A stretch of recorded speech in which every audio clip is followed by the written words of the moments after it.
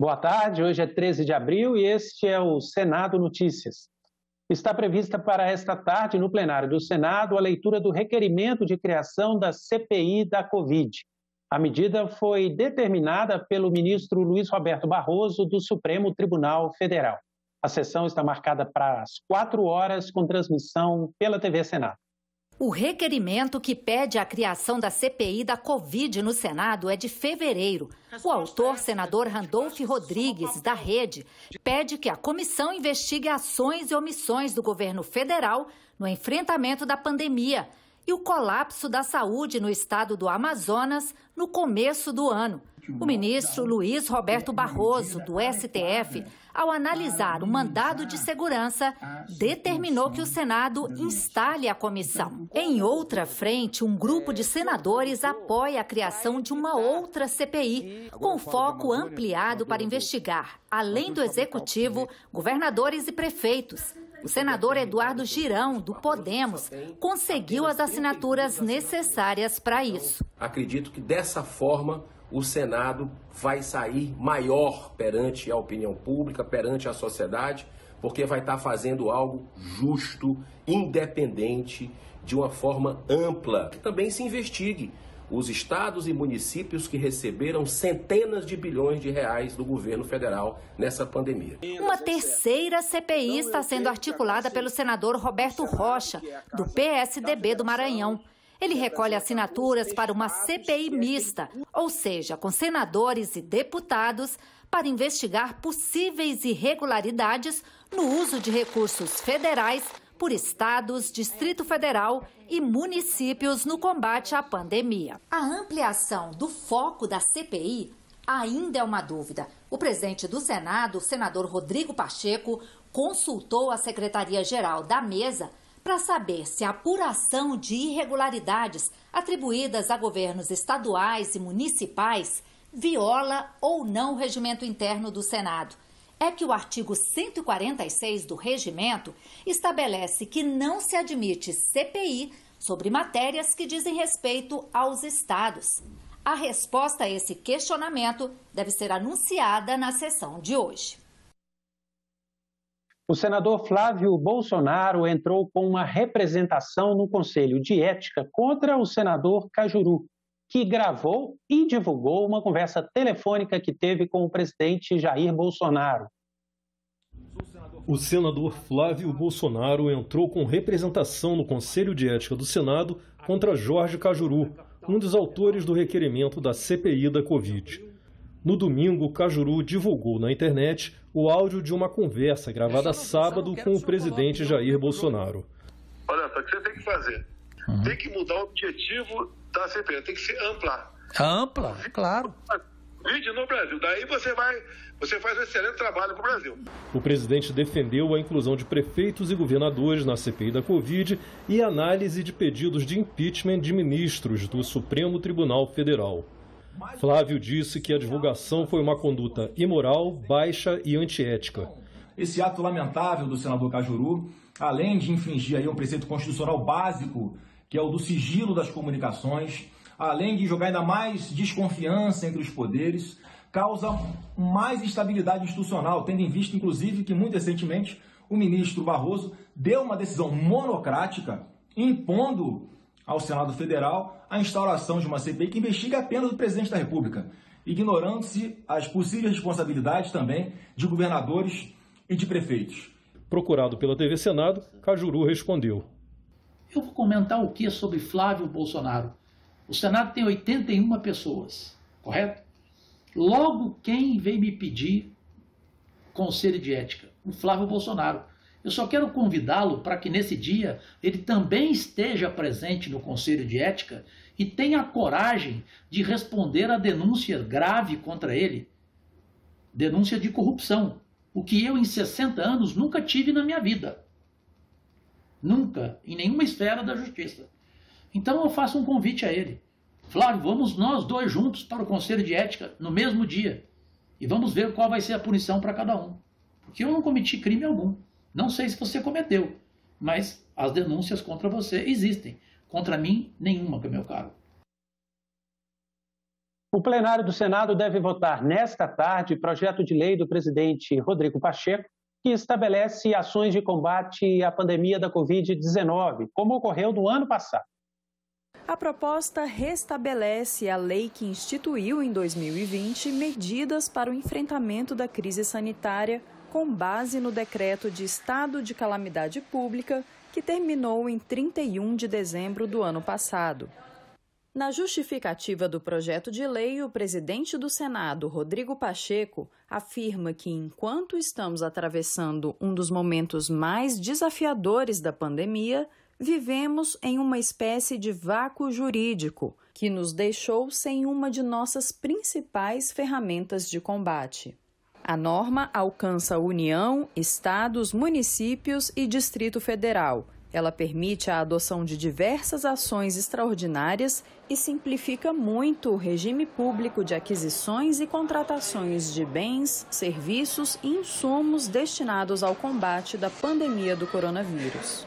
É garantir segurança jurídica aos gestores do Executivo que estão, neste momento de pandemia, contratando de forma excepcional e emergencial equipamentos, máscaras, luvas, medicamentos e principalmente vacina. Abarcar na lei que venha dar segurança jurídica não significa dar um cheque em branco, mas é dar segurança jurídica para que as contratações aconteçam de forma regular, de acordo com a legislação para enfrentamento da pandemia.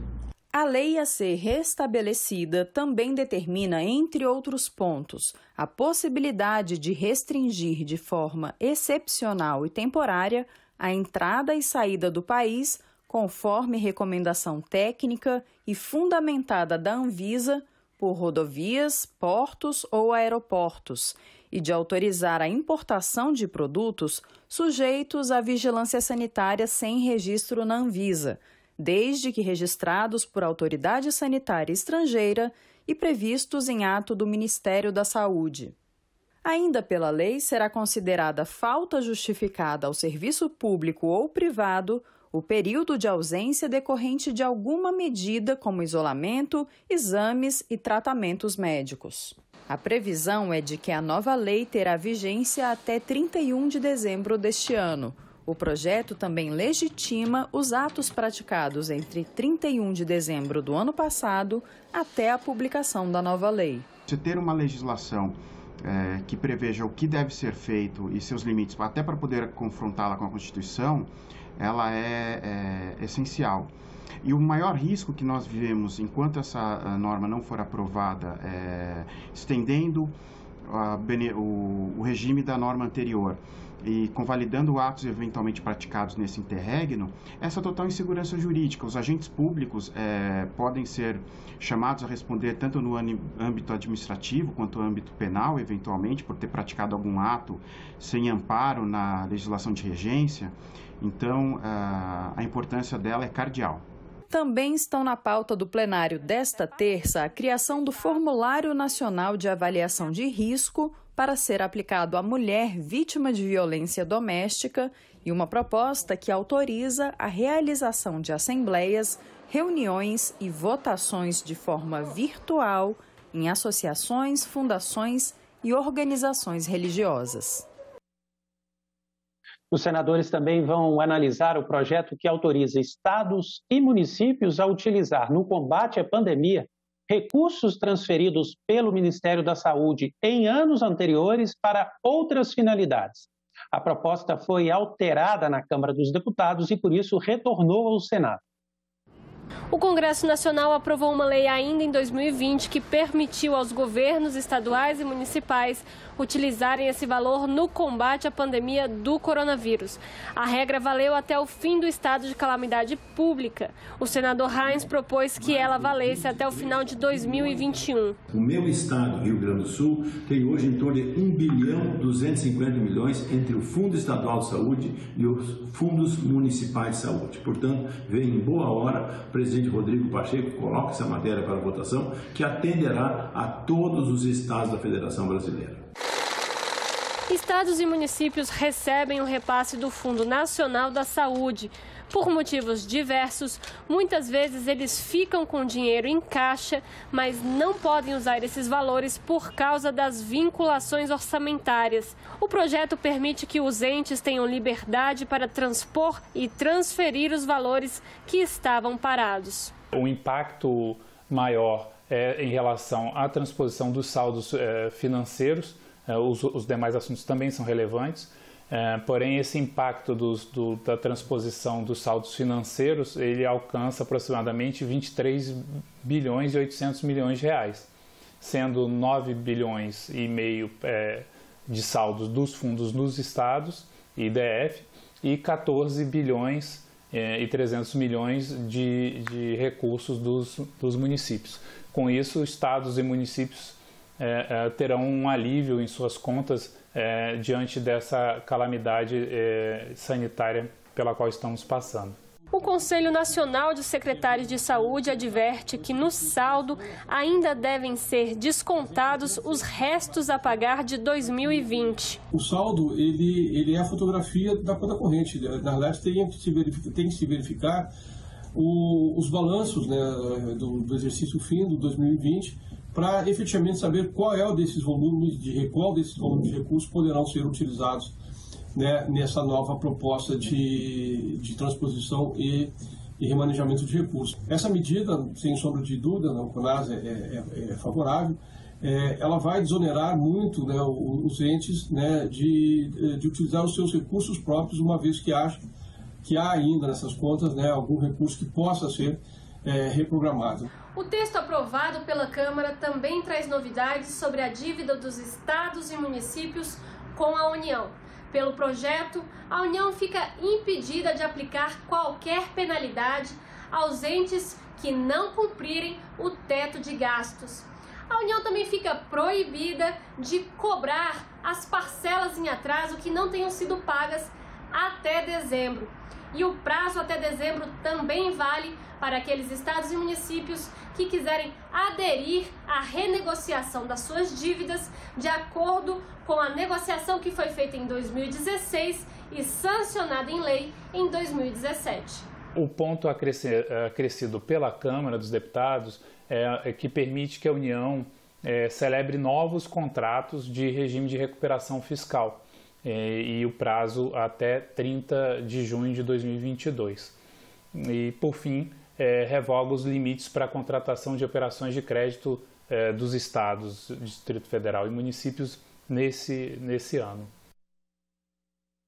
Desde o ano passado, o turismo se destaca como um dos setores mais prejudicados pela pandemia do coronavírus. Toda a cadeia de serviços e até a infraestrutura do negócio sofrem com prejuízos numa escala sem precedentes. Com a chegada da pandemia, o fechamento das fronteiras e a decretação de sucessivas quarentenas, a indústria do turismo mergulhou na mais profunda das crises. No ano passado, no Brasil, quase 36 mil restaurantes, hotéis e estabelecimentos do setor fecharam as portas. 1.400 agências de viagens e transportes rodoviários faliram. Mais de 1.000 serviços culturais e de lazer foram interrompidos. 200 locadoras de veículos quebraram. O encerramento das atividades de bares, restaurantes e de muitas outras no comércio e no setor de serviços trouxe o desemprego em massa e a perda do sustento das famílias. Em 2020, 397 mil empregados com carteira assinada perderam seus postos no setor de turismo e atividades afins. O setor aéreo sobrevive apenas às custas das viagens a trabalho. Nosso segmento de hotéis, restaurantes, bares foi simplesmente catastrófico e devastador, como continua sendo até hoje. Para vocês terem uma ideia, nós tivemos de março a janeiro deste ano 25.800 empregados demitidos no nosso setor. Os gastos de turistas estrangeiros no Brasil caíram de quase 7 bilhões de dólares em 2014 para pouco mais de 3 bilhões em 2020. A saída da crise passa pela vacinação em massa e reabertura das fronteiras. Enquanto isso, o foco deve ser a preservação de empresas e dos empregos aqui. nós temos de estimular que o brasileiro, tão logo seja superada essa fase de isolamento mais grave, ele possa circular pelo Brasil de maneira segura e, ao mesmo tempo, estimulada pelo governo. Por isso, me parece que o poder público deveria adotar medidas, primeiro, de manutenção da existência, da estrutura, ou da infraestrutura, melhor dizendo, do turismo brasileiro, com apoio direto às empresas que atuam na área, hotéis, restaurantes, empresas de eventos e também, é claro, as concessionárias de transporte aéreo, rodoviário, que levam as pessoas. Inclusive, com essa questão também da elevação do dólar, nós sabemos que o turismo nacional vai ter condições de avançar positivamente nos próximos meses e anos. Então, é a nossa esperança e vamos trabalhar aqui no Congresso nesse sentido. Nós ficamos por aqui. Você pode rever as reportagens desta edição na nossa página na internet, senado.leg.br/tv. Uma boa tarde e continue sintonizado na TV Senado.